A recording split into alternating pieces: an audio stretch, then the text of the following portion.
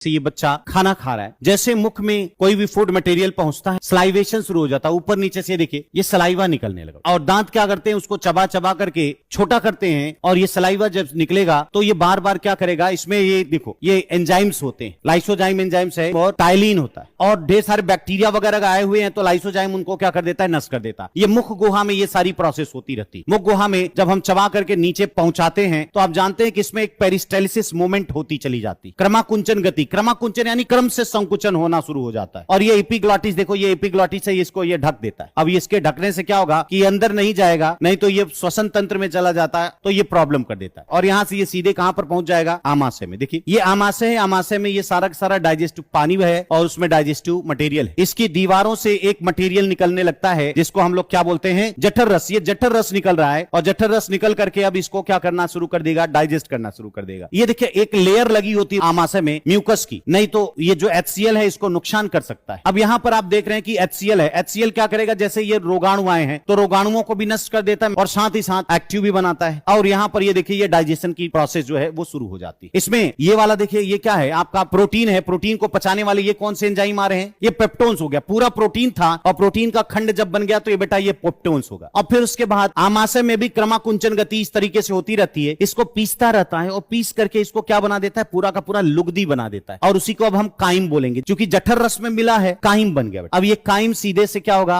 आगे निकलेगा और छोटी आंत में जाएगा। ये देखो ये छोटी आंत में आया और आपको पता है जैसे ही ये छोटी आंत के ड्यूडेनम में पहुंचता है, काइम पहुंचा तो यहां से ये निकल रहा है, ये कौन सा जूस, पैंक्रियाटिक जूस और बाइल जूस, ये सारा निकलेगा, यहां पर ये मिक्स होगा और मिक्स होगा तो इसका पाचन शुरुआत कर देगा यहां पर। तो ग्रहणी में इस तरीके से ग्रहणी से होते हुए जब छोटी आंत के सबसे लास्ट वाले में पहुंचेंगे जिसको हम क्या बोलते हैं, इलियम। तो इलियम के अंदर ये ढेर सारे रोए जैसी जो संरचना दिखाई दे रही है इसी को विली बोलते हैं। ये देखो ये डाइजेस्टेड मटेरियल ये इस लटके पड़े हुए हैं, अगर हम इसको कट करके देखेंगे तो इसमें ब्लड वेसल्स होती है और ये देखिए सारे पचे हुए मटेरियल सब इसमें एब्जॉर्ब हो जा रहे हैं, देख रहे हैं ना। और देखो ये सीधे अब कहां पहुंचाए जाएंगे, सबसे पहले लीवर में पहुंचाएंगे और लीवर ही उसको चेक करेगा आप हमारे बॉडी में जाने लायक हो या नहीं, और फिर ये आगे की प्रक्रिया शुरू हो जाएगी। अब ये एब्जॉर्प्शन हो गया पूरा का पूरा ये लेकर के जाते हैं ब्लड में। ब्लड में आप जानते हैं ब्लड के प्लाज्मा में एल्बुमिन होता है, वही लेकर के सब जाता है। जब तक लीवर में मटेरियल नहीं पहुंचेगा तब तक कहीं कोई जा नहीं सकता, क्योंकि लीवर ही आप जानते हैं आपके शरीर का बॉस होता है, सबसे मेन पार्ट लीवर है। अब बड़ी आंत अगर देखें तो ये है बड़ी आंत। बड़ी आंत के लास्ट में एक नुकीला, हम इसको क्या बोलते हैं बेटा, अपेंडिक्स। अपचित, जिसको हम पचा करके यानी अवशोषित करके नहीं ले जा पाए हैं उसको आपको शरीर से निकालना होगा। अब यहां से जो पचा नहीं है वो सीधे कहां पहुंचेगा बेटा, इस वाले में। अब यहां पर जब अंदर जाएगा तो अंदर की तरफ देखें तो इसके अंदर क्या है, ढेर सारा जल है, ढेर सारे लवण है, खनिज पदार्थ हैं, तो उसका ये पुनरावशोषण होगा और एब्जॉर्ब करने के बाद फिर से उसको ब्लड में डाल देगा और फाइनल जो होगा मल के द्वारा जो है शरीर से बाहर कर देते हैं। इतनी ही पूरी की पूरी प्रोसेस है।